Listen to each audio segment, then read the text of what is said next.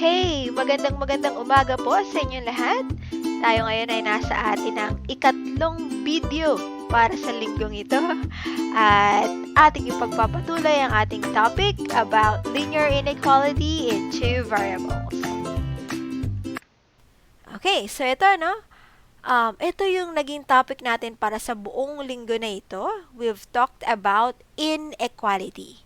At bago tayo mag-proceed, ipaalala lang natin ulit. So, itong nasa left side natin, ito ang ating linear equation. Dito sa ating right side, ito ang ating linear inequality.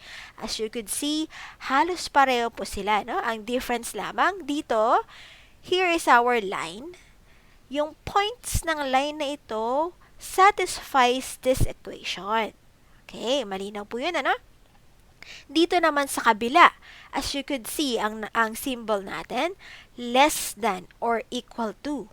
Ibig sabihin daw niyan, pwede siyang maging equal to, pwede siyang equal, pwede siyang less than. Kaya naman, kung mapapansin nyo, ang ating graph dito sa ilalim, nandito yung same line, yan, itong same line na ito, yung y is equals to 3 over 2x plus 3. This is the same line at saka dito sa ating linear equation sa kabila. Pero mapapansin din ninyo na merong additional dito, no? Meron ditong region, yan, dahil itong mga points included in this area or in this region, ito naman yung magsasatisfy dito sa y is less than 3 over 2x plus 3. Ayan. So, kaya siya ganito, no? Dahil ito siya, less than or equal to. Pinagsamang equal at saka yung less than. Pero paano po kapag less than lang? Ito lang yung given. Y is less than 3 over 2x plus 3. Ito pa rin po ang makikita natin, except that yung ating line should be a broken line. Bakit po? Kasi yung y is equal to 3 over 2x plus 3, which is itong line na to, represented by this line, ay hindi included or hindi kasama. Ang magsasatisfy lamang sa inequality na ito ay itong area na ito, itong region na ito, itong shaded region na ito. Ayan. So, i-summarize po natin na yun, Kapag equal, less than or equal to, greater than or equal to, ang lahat ng mga symbols na ito, kapag atin pong pinlat yung inequality sa ating Cartesian plane, ang makikita po ninyo ay solid line. Okay, solid line. Hindi lamang solid line ha, may kasama po siya yung shaded area kapag may less than at saka greater than. Pero ang tinutukoy lamang natin sa pagkakataong ito ay yung itsura ng line. It should be a solid line. Okay? Pero kapag siya naman ay less than or greater than, ang makikita naman po natin ay broken line or katulad nito. Kasi po, yun nga, yung pinaka-equation part ay hindi siya kasama. Yung actual line will serve as our reference. Pero hindi po siya kasama. Kaya broken line lamang po ang gagamitin natin na illustration. Ayan. So now let us proceed. Okay? Ito po ay in particular na makakatulong sa inyo para sa learning task number 3.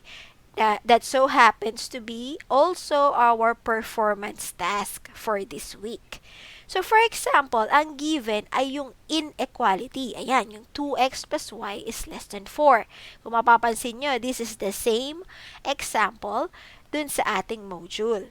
Okay, so meron tayong inequality. Wala pa tayong, hindi pa natin siya napaplat sa ating Cartesian plane. So, yun ang kailangan natin gawin. So, paano natin gagawin yon? So, para hindi tayo mahirapan, itong ating inequality, gawin muna natin siyang equation. Kasi, mas familiar tayo sa equation.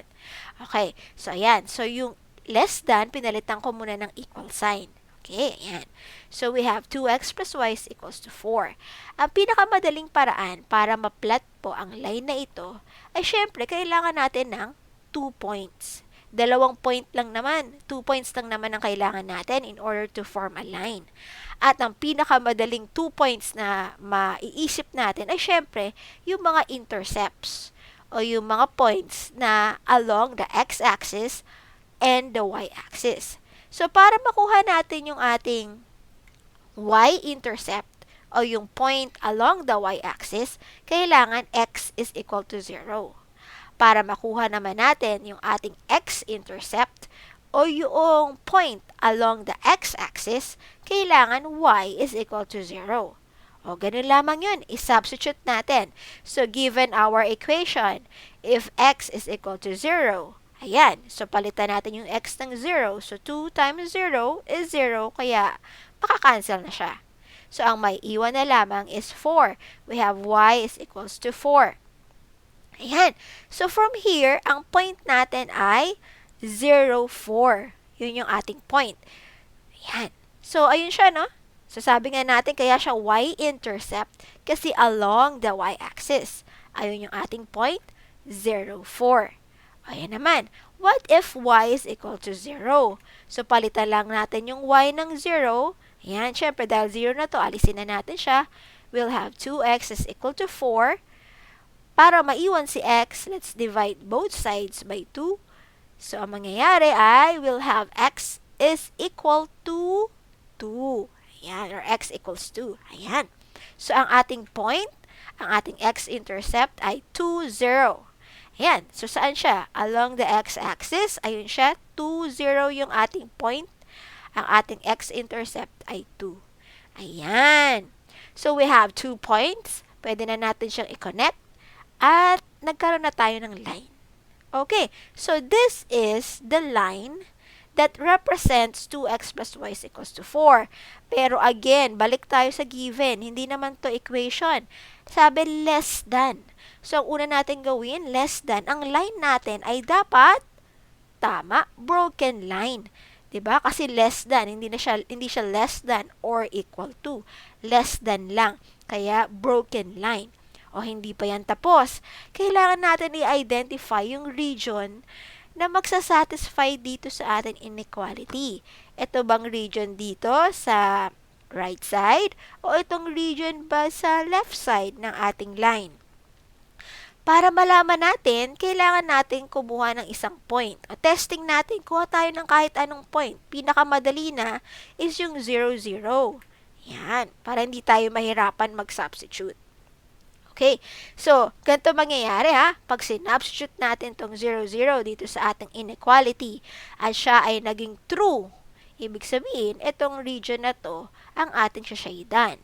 Pero kapag tong 0, 0 ay ating sinubstitute dito sa ating inequality, at hindi siya naging true or naging false siya, itong kabilang region ng ating sasaydan. Ayan, so i-try natin, ano, kung 0 siya, o palitan natin yung x ng 0, yung y palitan natin ng 0. So, 2 times 0 is 0, 0 plus 0 is 0. O, ang 0 ba ay less than 4?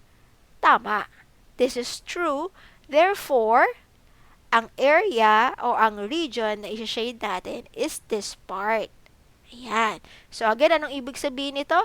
Etong region na to, yung mga points na makikita nyo dyan, these points will satisfy the inequality 2x plus y is less than 4. Okay. So, paano ma'am kung baliktad? Ang binigay naman sa atin is yung drawing ng ating graph. Ito, no? So, kung ito ang given, ang kailangan nating alamin ay kung ano naman yung equation. Okay? Kaya naman, ang in-focus natin, kung natatandaan nyo pa ba to? Y is equals to mx plus b. This is our, anong tawag natin dito? Slope-intercept form. Diba po? Ayan. Ito kasi yung pinakamadaling paraan para ma-identify natin yung equation kapag nakikita natin, visually nakikita natin yung ating line. So, ayan. Dahil nakikita natin yung line, pwede natin i-identify yung ating intercepts. So, we have yung point negative 6, 0 at yung isa pang point 0, negative 6. Ang kailangan natin is yung y-intercept, yung b, di ba? Ang y-intercept natin ay nasa point 0, negative 6. So, bakit? Kasi yun yung along the y-axis. Yan, siya yung nandito, makikita natin, 0, negative 6. So, ang B natin daw yung y-intercept. So, B is negative 6. Okay, yan. So, ang kailangan na lang natin para mabuo ang equation ay yung M o yung slope. Natatandaan nyo ba? Ang slope natin, ang ibig sabihin, rise over run. So, meron tayong 2 points, no? Mula dito sa first point, ang rise is either upward or downward. Pupunta tayo dito sa second point. So, mapapansin nyo, pababa. We are going down. Ilang spaces? So, kung bibilang nyo siya, 1, 2, 3, 4, 5, 6. 6 spaces para makarating tayo dito sa ating second point. And then, run. Run. Ang run is either left naman or going to the right. So, para makarating ulit tayo doon sa second point, we need to go to the right. So, how many spaces? We have 1, 2, 3, 4, 5, 6. 6 din. So, paano yun? Ano? So, yung M natin, which is the slope, ang rise, pababa siya, no? Bumaba, kaya negative. Negative 6. Yung run naman natin, dahil papunta tayo sa right, is positive 6. Yan. So, ang M natin, negative 6 divided by 6, this is equal to negative 1. Ayan. Meron na tayong M, meron na tayong B, ilagay natin siya dun sa ating slope-intercept form. So, y is equal to negative 1 yung M, pinalitan natin, yung B plus negative 6. So, ibig sabihin lamang yan, pwede na natin alisin yung 1. It will be y is equal to negative x, tapos plus negative is still negative, so minus 6. Ayan. Ito is yung equation nitong line. Check. Pero tingnan nyo yung drawing. Merong shaded region dito. So, ibig sabihin, hindi lamang siya pala basta-basta equation. This is an inequality. Para natin malalaman, ma'am, ano pang symbol? Greater than ba o less than? Mula dito sa shaded area, kumuha ulit tayo ng isang point, yung ating test point. Ayan, dito ako kumuha, no, para madali. 0 yung isa. Negative 9, 0. Okay? Yung negative 9, 0 is substitute natin dito sa ating, ito sa y is equal to negative x minus 6. Tignan natin kung ano ang dapat na maging sign natin, kung greater than ba or less than. O, sige. So, pinalitan ko yung x ng negative 9. Kasi negative 9 yung ating x. Yung y naman natin kasi ay 0. Okay. So, ayan. So, negative times negative 9 is positive 9 minus 6. The answer is 3. Okay. 0, anong relation niya with 3? 0, kapag kinumpare natin with 3 is less than. Ayun. Kung less than siya, so ang ating magiging inequality ay y is less than or equal to negative x minus 6. Again, hindi nawawala yung equal kasi kung mapapansin nyo, ang line natin ay solid. So, kasama yung equal. Tapos, napatunayan natin, nung tinest natin yung isang point dito sa region na to, na ang dapat niyang symbol ay less than. Kaya again, our inequality is y less than or equal to negative x minus 6. Ayan po. So, yan po ang ating example para makatulong sa inyo o magsilbing guide kapag isosolve nyo na yung ating learning task number 3. Again, mga minamahal naming students, thank you for watching. Stay tuned at magiging lesson naman natin is for week number 2 of our second quarter. So, I'll be seeing you guys. Stay safe and enjoy your weekend. Bye-bye!